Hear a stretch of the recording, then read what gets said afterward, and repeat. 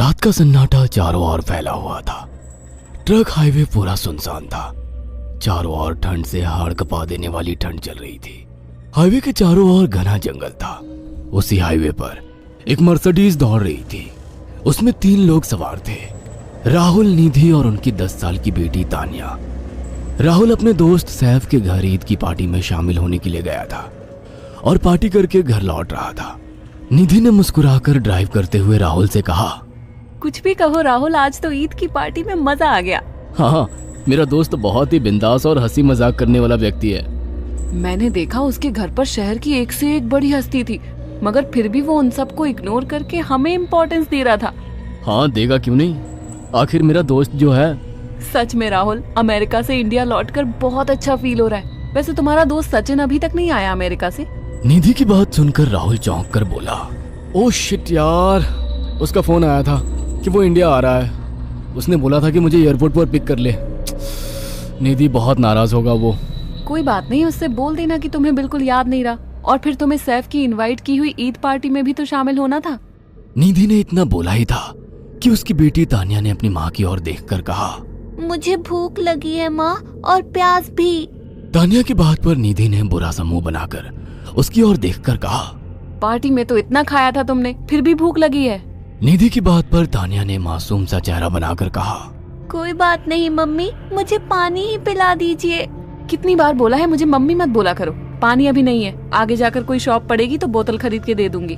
निधि की बात पर राहुल ने मुस्कुराकर कहा, छोटी बच्ची है निधि, इतना नाराज होना सही नहीं है।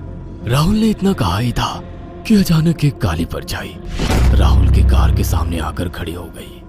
राहुल के पैर अचानक ब्रेक पर पड़ गए। गाड़ी तेज रफ्तार में थी। ब्रेक अचानक लगने से पलटते पलटते बाल बाल बची थी। राहुल के चेहरे पर भयानक ठंडी में भी पसीने की बूंद टपकने लगी। वो दोनों कार से बाहर निकल आए। निधि ने डरते हुए कहा, आखिर कौन था ये? ऐसा लगा जैसे कि कोई भयानक काली परछाई मेरे कार के सामने आकर खड़ी हो गई हो। वो दोनों काली रात के सन्नाटे में इधर उधर देखने लगे। तभी निधि को एक घने पेड़ के पास दो चमकीली हुई आंखें दिखाई दी। उसकी आंखें बिल्कुल भेड़ियों की तरह लग रही थी। निधि ने चीखते हुए राहुल से कहा, राहुल देखो कौन है वो, जल्दी से गाड़ी में बैठो, मुझे बहुत डर लग रहा है। राहुल ने उस तरफ देखा तो उसके रोंगटे खड़े हो गए। वो दोनों गाड़ी के अंदर बैठने ही वाले थे कि अचानक एक अजीब सा चेहरा वाला भयानक सा आदमी बिजली की रफ्तार से उनके सामने आकर खड़ा हो गया। राहुल ने देखा कि उसका चेहरा बिल्कुल सड़ा हुआ था और उसकी आंखें भेड़िए की तरह चमक रही थी। उसके लंबे लंबे बाल उसके कंधे तक आ रहे थे और उसके दांत भेड़िए की तरह बाहर की ओर निकल रहे थे। हाथों की जगह नुकीले पंजे थे। राहुल को देखकर अजीब से अंदाज में हंसने लगा, मगर जैसे ही राहुल की नजर उसके कपड़ों पर गई, राहुल की आंखें फटी की फटी रह गई। वो हकलाते हुए बोला, भाईजान, भाईजान, मुझे माफ कर दो, मुझे छोड़ दो। राहुल ने इतना कहा ही था कि अचानक उस अजीब से दिखने वाले भयानक आदमी ने अपने पंजों से राहुल की गर्दन कसकर पकड़ ली और एक ही सेकंड में उखाड़ कर जमीन पर फेंक दी। राहुल के धड़ से लाल रंग का खून का फुहारा फूट पड़ा। इस भयानक मंजर को देखकर निधि के गले से एक जोरदार चीख निकल गई। निधि इससे पहले भागती कि अचानक उस भयानक दिखने वाले आदमी ने निधि को पकड़ लिया और अपने नुकीले पंजे उसके पेट में गड़ा दिए और उसकी अतड़ियां बाहर निकाल दी। निधि की एक दिल दहला देने वाली चीख सन्नाटे को चीर गई। अचानक हवा का एक बवंडर उठा और वो भयानक सा दिखने वाला व्यक्ति देखते ही देखते बवंडर के साथ गायब हो गया। तानिया ने डरते डरते निधि के मोबाइल से पुलिस और सैफ को बुला लिया और कुछ ही देर में वहां चारों ओर पुलिस की गाड़ियां थी। पुलिस ने राहुल के दोनों दोस्त सैफ और सचिन को वहीं बुला लिया। इंस्पेक्टर अर्जुन ने दोनों से कहा, मैंने ऐसी हत्याएं अपने करियर में कभी पहले नहीं देखी। ये काम तो ना किसी जानवर का लगता है, ना ही किसी इंसान का। सचिन कपकपाती हुई आवाज में बोला, आप कहना क्या चाहते हैं? कुछ कह नहीं सकता। जिस किसी ने भी इन दोनों को मारा है उससे एक बात तो साबित होती है कि वो इन दोनों से हद से ज्यादा नफरत करता था। अब सारी सच्चाई तो ये बच्ची ही बता सकती है। इतना बोलकर इंस्पेक्टर अर्जुन तानिया के पास चला गया, जो बेहद डरी हुई थी। तानिया ने आंखों देखी सारी घटना इंस्पेक्टर अर्जुन को बता दी। तानिया की बात सुनकर इंस्पेक्टर अर्जुन कंफ्यूज चेहरा लेकर मोबाइल पर किसी से बात करने लगे।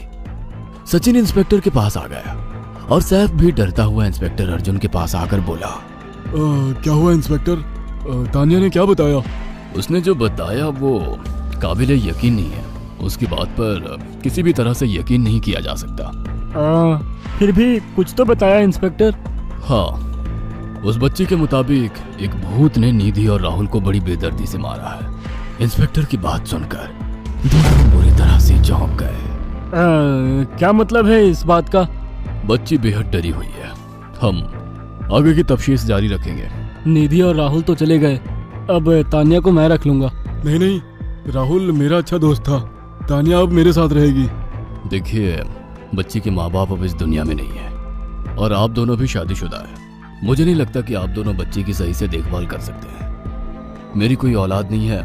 मैंने अपनी पत्नी को फोन कर दिया है, वो भी IPS ऑफिसर है। ये बच्ची आज से मेरे साथ रहेगी। उसका मासूम चेहरा मेरे दिल में उतर गया है। अब तुम दोनों जा सकते हो।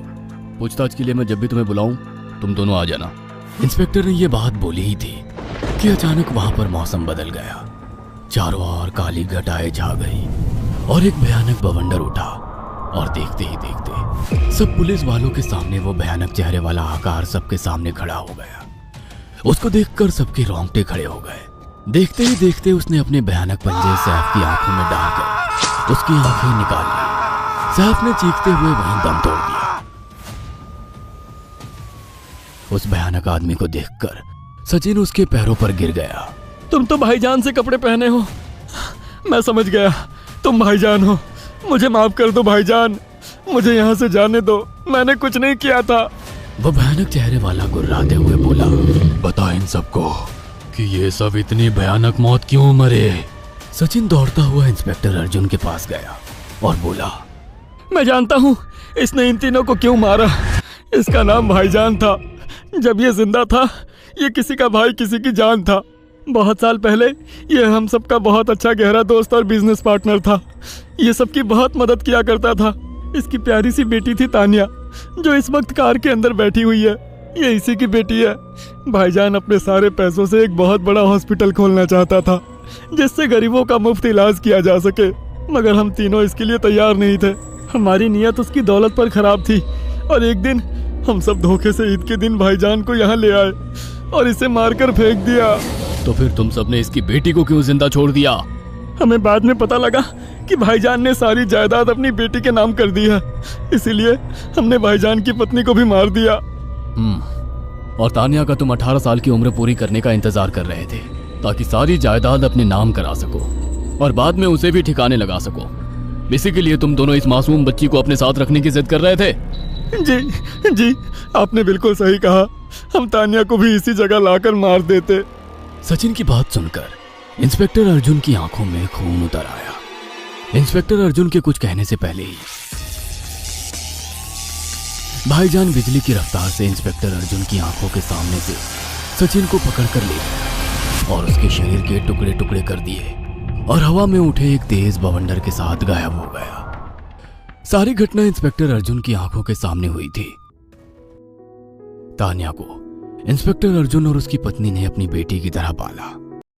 अगर आपको हमारी ये कहानी पसंद आई हो तो इसे लाइक और शेयर करना ना भूलें।